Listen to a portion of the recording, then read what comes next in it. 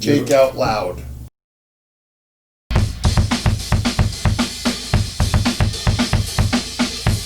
Am I fitting in the Yes, you're perfect. All right, are we rolling? You're rolling, so you start whenever you want. All right. I'm Jake Lawrence. This is Jake Out Loud. We are downtown Montreal, Club Soda, across from Cleopatra's. Delightful. Isn't that great?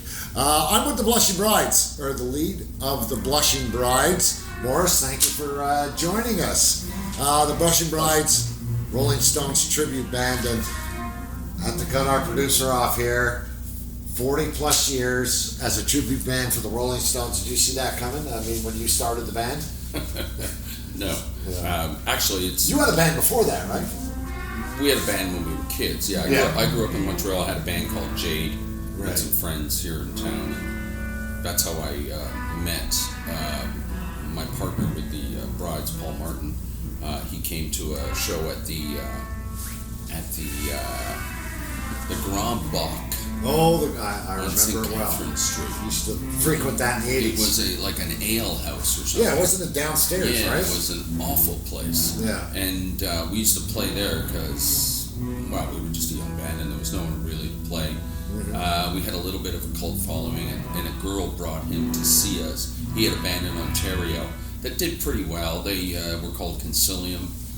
They had a manager and they had a PA, and they were they toured, they had a truck and all that, and we were just a local bunch of punks, and he asked me if I wanted to make a band with him, and myself and James Green, another Montrealer, who's the original guitar player in Blushing Brides, moved to Kingston and joined his band.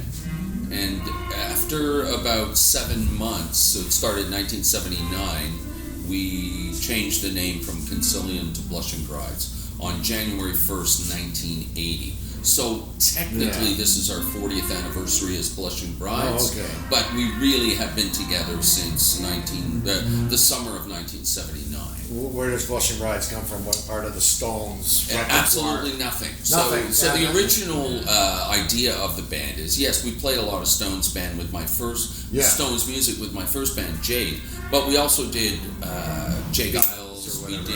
We did a lot of weird stuff. We did Dylan. We did Jay Giles. We did David Bowie. Yeah. A lot of that stuff. Anything with an interesting sort of take. We did speed cuts too. We would do Moon Age Daydream by David Bowie. Not many people covered that. Oh God, no. Yeah, strange stuff. Yeah. So anyways, we did like Love-itis from Jay Giles. Oh, I love that song. Yeah, but Must Have Got Lost. Yeah, we wouldn't even touch that. That was too popular. Yeah, that's true. So we would go.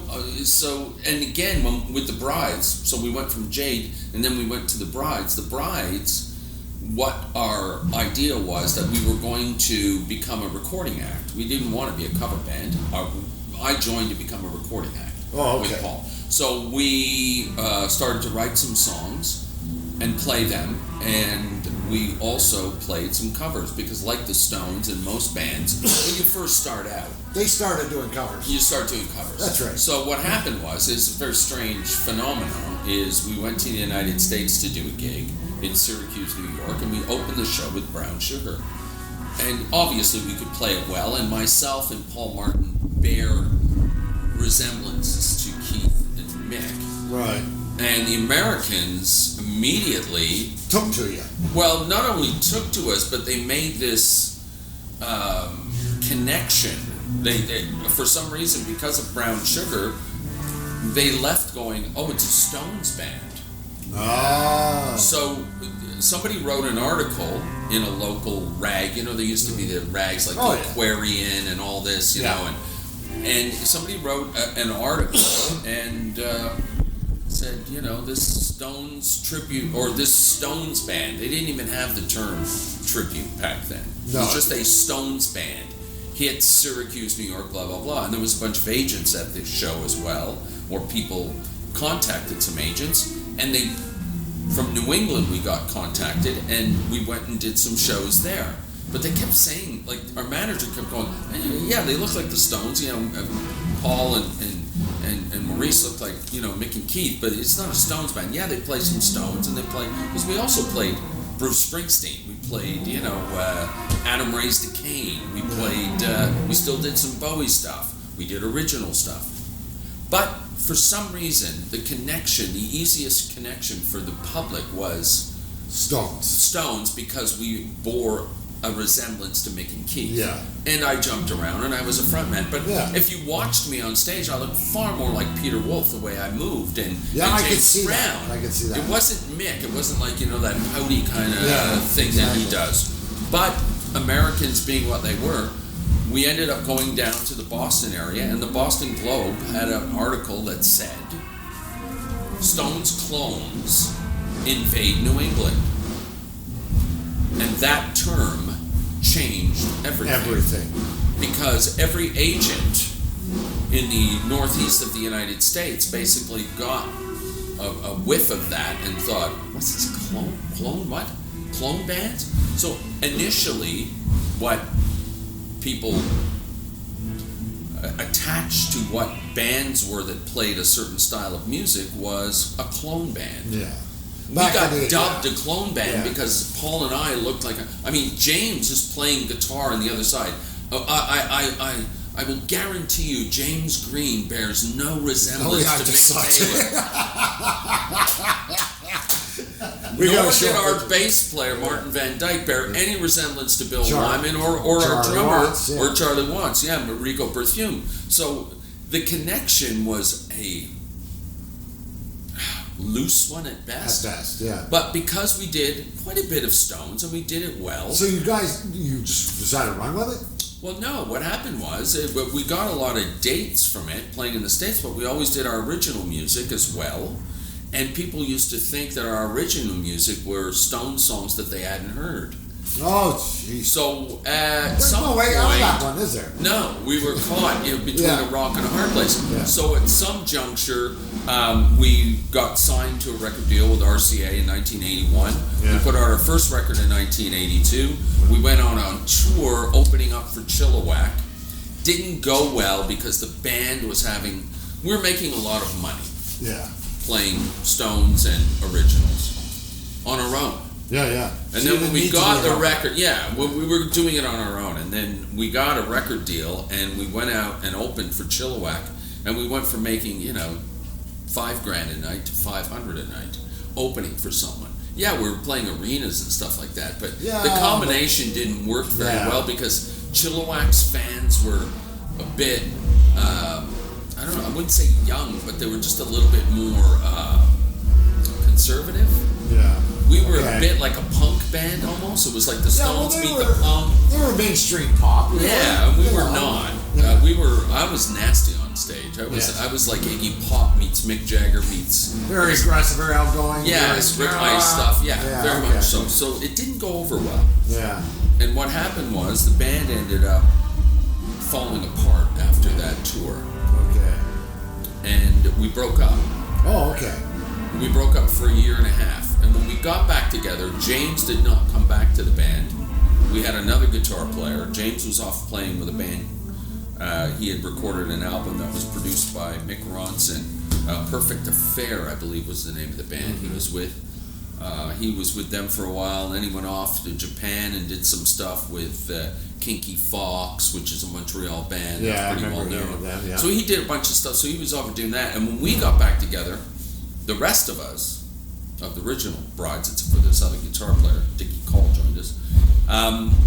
We were like, so what are we going to do? We're going to, do the same shtick. We're going to try and get another record deal. Yeah, we're going to do that, but we couldn't get one because we had been blackballed by the industry. You've been blackballed and labeled.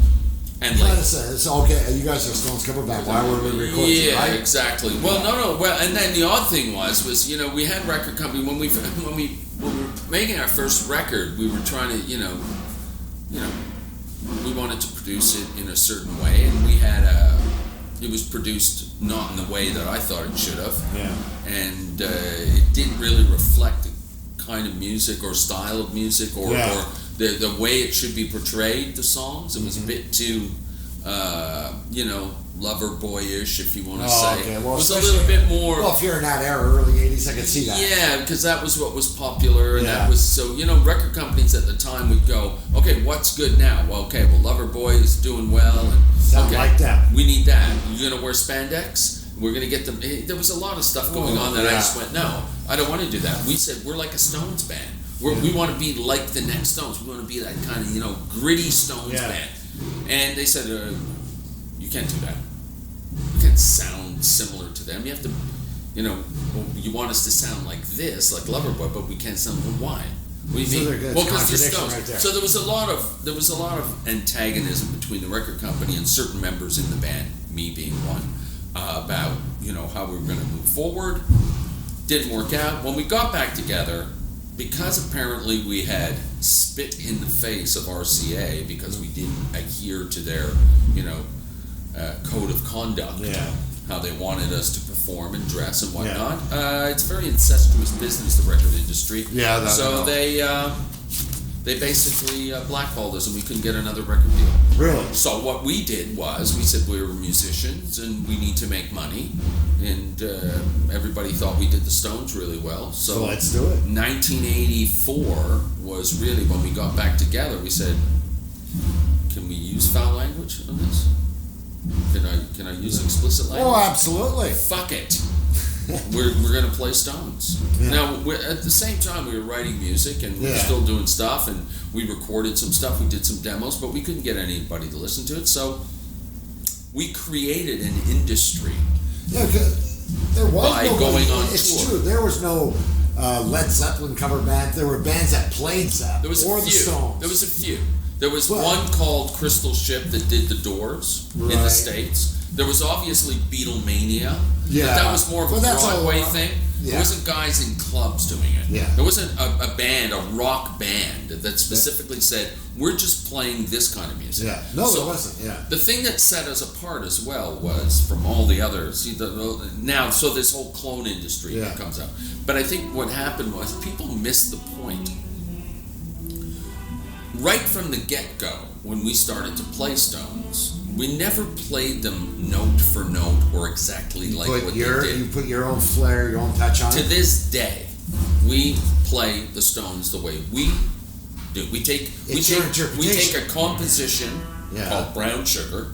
We know the chords, we know this and that, and then we interpret it in our own way. Now, there's a lot of similarities. There's a lot of moments there that are signatures that you'll go, Well, you still want the audience to know that's it, right? without a doubt. But every time we go on stage, we know that when we start a song, that we're allowed to let it grow and breathe in its own way. Yeah. And that's what makes us unique to this industry now, which is turned into guys wearing wigs and outfits to look like the guys, and they do the note for note thing. Oh, yeah, exactly. absolutely. So there's two schools of thought. There's one that's now they play note for note records. Yeah. Where they do the album. They'll do yeah. Dark Side of the Moon, note for note. Great. Like I think that's Australian great. Pink Floyd, they're like I think dead on that's the great. mic. Yeah. That's great. But then there's the tribute or clone thing where guys dress up, wear wigs, do odd stuff. It's like bad vaudeville, and they're out there Queen. doing. Yeah, there's a million of them. Like, look, I was born looking like this. Yeah. It's not my fault that I look like this, and I grew up like this, and that's just the way it is. But I wear a shirt and or a jacket, or I've Wear always jeans, done the whole thing my own way. Yeah. It's just the way I do it. And if I play Stones and people like it, great. Yeah. But I'm doing it my own way, and the band's doing it its own way. And That's been here. Yeah. So it's always been that way. But I think what happened was because we started this thing, it created a whole industry called clone bands, or now it's evolved to something called Tribute bands, which is I don't know. So we coined that phrase as well. Oh, really? Yeah, because when we started out, Yeah. it was calling it clone bands. We thought, that's awful. Yeah. Because we're not clones. So then we said, we're basically doing a tribute to the music of the Rolling Stones. And for us, that was more palatable. We could accept that. Yeah. But now that's been twisted into everything's a tribute. Tribute to this, tribute to that. Oh, yeah. There's good, there's bad, there's this and that. it's like one of the reasons that we played a lot of Stones music was because the Stones, they've been around a long time, they play a lot, but for a short period of time, like about 4 or 5 years, they didn't do any tours. They weren't playing. Yeah. So we kind of filled a void. Fill the gap, yeah. But we always wanted to be an original band. We always did, and that's... And it just... yeah. So what happens when you're a musician and nobody wants to listen to the songs that you wrote? You play other people's music. Did you see the movie yesterday? Yeah, I thought it was great. I thought it was very interesting. It's almost what you just said. Yeah, kind of. Yeah, where you end up and nobody knew, and now you got all these great songs, and this guy's like bringing them out and he's going, oh. I love that part of the when he first plays Yesterday, and they're going, that's a great song. Yeah, it's Yesterday. What do you mean, the Beatles? Who are they? Oh, that kills me. Yeah. Great. Anyone watching it, we can't tell them the twists and turns the movie takes. It's a good movie. It's a good movie.